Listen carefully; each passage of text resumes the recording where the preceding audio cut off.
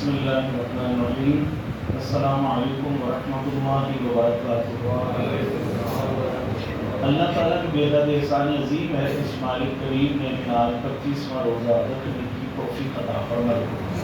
کل سے ہمارا موضوع توبہ کے اوپر شروع ہوا تھا. بندہ توبہ جب کرتا ہے تو نبی اکرم صلی اللہ علیہ وسلم نے صحابہ کرام کو ایک مثال دی.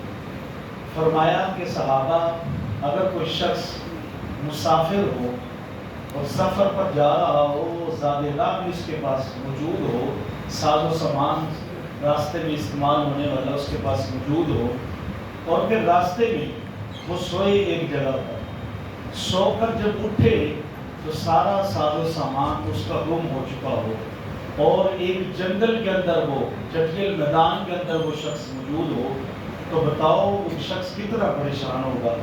صحابہ کرام نے فرمایا یا رسول اللہ، ظاہر ہے کہ جس جگہ پر وہ موجود ہوگا سارا ساز و سامان گم ہو جائے گا تو پریشانی تو بہت زیادہ ہے. پھر حضور علیہ السلام نے ارشاد فرمایا کہ صحابہ وہی شخص پھر سویا، اور جب وہ اٹھا اس کی آنکھ کھلی تو سارا ساز و سامان اس کے پاس موجود تھا. تو بتاؤ کتنی اس کو خوشی ہوگی. صحابہ کرام نے فرمایا یا رسول اللہ، اس کو دیکھ کر بہت زیادہ خوشی ہوگی. تو حضور علیہ السلام نے ارشاد فرمایا بالکل اسی طرح جب کوئی بندہ توبہ کرتا ہے تو رب کریم بھی اس طرح خوش ہوتا ہے.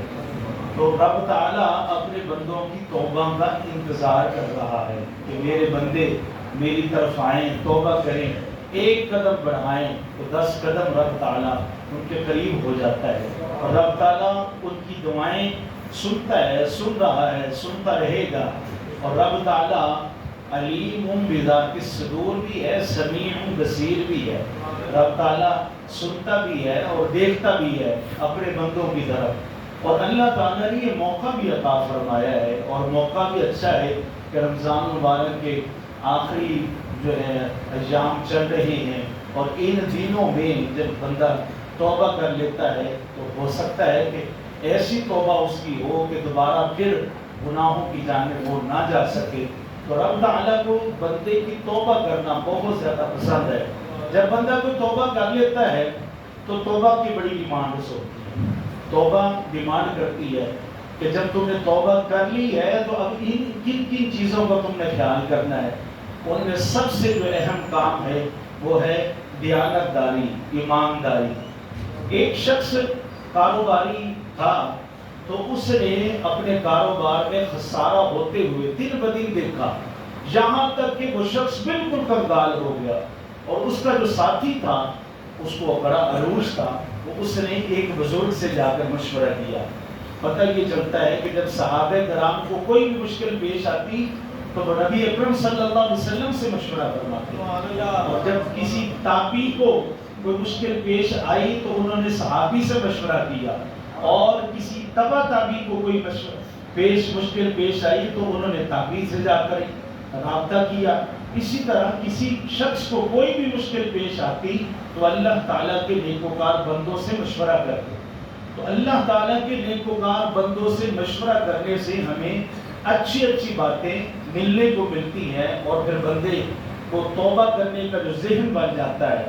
اس شخص نے بھی جا کر کسی اللہ کے ولی سے، اللہ کے دوست سے مشورہ کیا اور کہا کہ میں کاروبار کے عروج کی منزلیں طے کر رہا تھا کہ اچانک ہی ایسا ہوا ہے کہ میرا کاروبار جو ہے بالکل ہی ٹھپ ہو کر رہ گیا ہے، میں بڑا پریشان ہوں.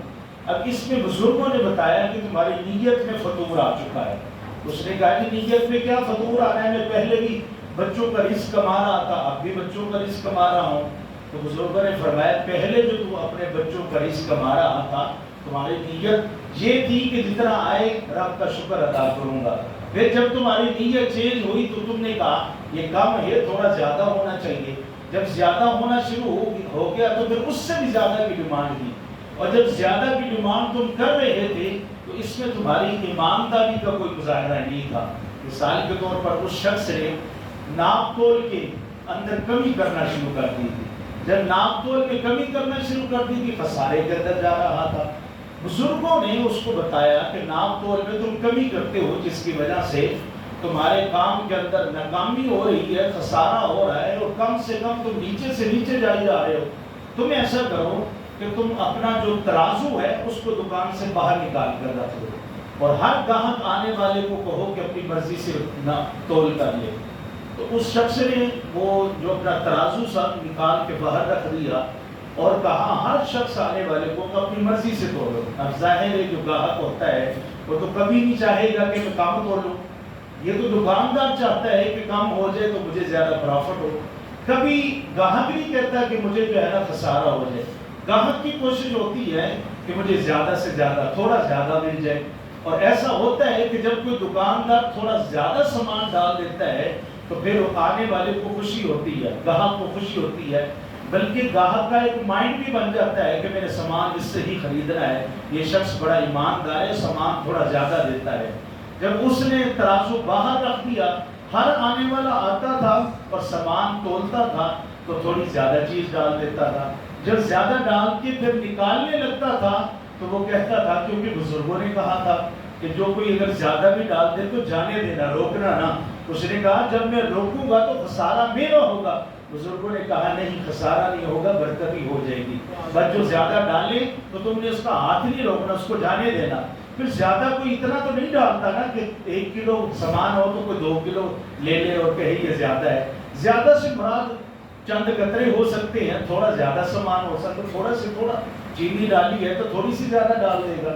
کوئی بھی جب زیادہ ڈالتا تو وہ منع کر دیتا کہ ٹھیک ہے آپ رکھ لیں، وہ لے کر جاتا، کاروبار عروج پر چلا گیا۔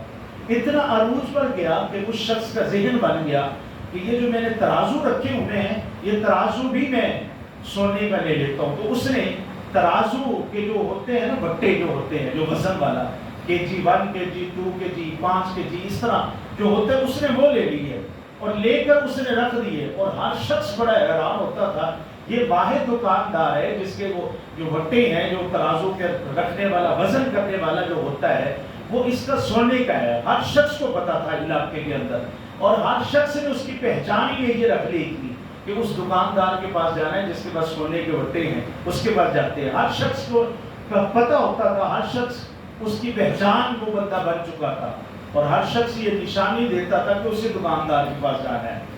ایک دن ایسا ہوا بزرگوں کی بارگاہ اقدس میں وہ حاضر ہوا تو بزرگوں نے کہا وہ اپنا جو ترازو ہے اور جو بٹے ہیں وہ اٹھا کر تم جا کر نہر میں پھینک دو۔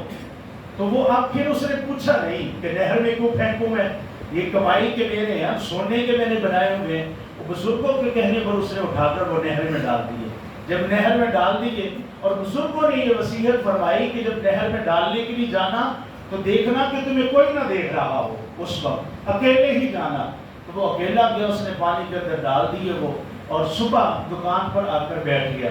جب دکان پر بیٹھا انتظار میں کہ اب ظاہر ترازو آئے گا، وٹے آئیں گے، پھر میں سامان تول کر دوں گا، انتظار میں بیٹھا ہوا ہے۔ رات گزری، صبح کے ٹائم جب لوگ وہاں سے گزر رہے تھے تو دریا وہ جو پانی تھا، پانی کو اللہ نے حکم دیا کہ یہ میرے ایک بندے کی نشانی ہے، اس کو نکال کے باہر رکھ دو۔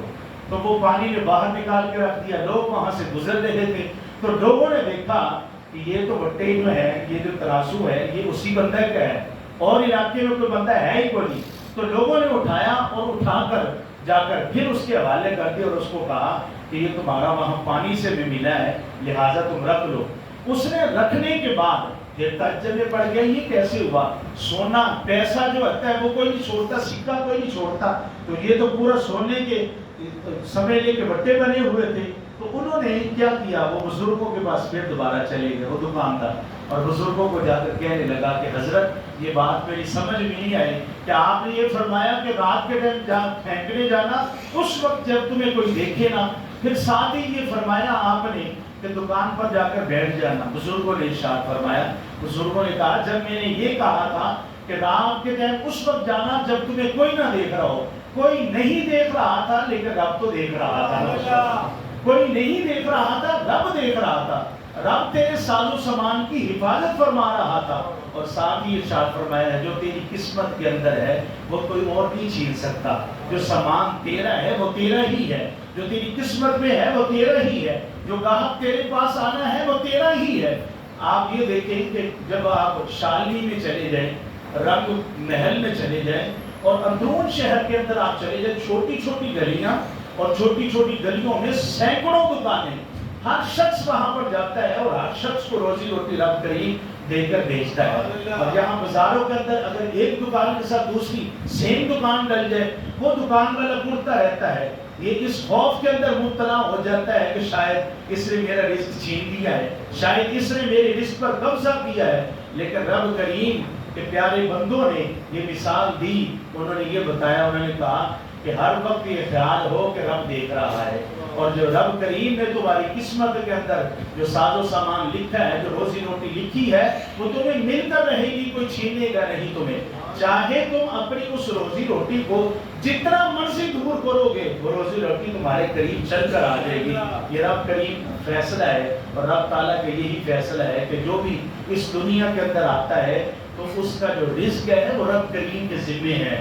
رب تعالیٰ نے اس کو عطا فرمانا ہے. دعا فرمائے کہ اللہ تعالیٰ ہمیں سچی پکی توبہ کے ساتھ ایمانداری, دیانتداری, مخلص بن رب تعالیٰ ہمیں عطا فرمائے, اور سچا پکا مسلمان اللہ تعالیٰ ہمیں بنائے, اور آخرت آخری وقت کے اندر اللہ تعالیٰ ہمیں کلمہ طیبہ کی دولت سے سرفراز فرمائے. اللہ تعالیٰ ہمیں عمل کرنے کی توفیق عطا فرمائے. بسم اللہ الرحمن الرحیم.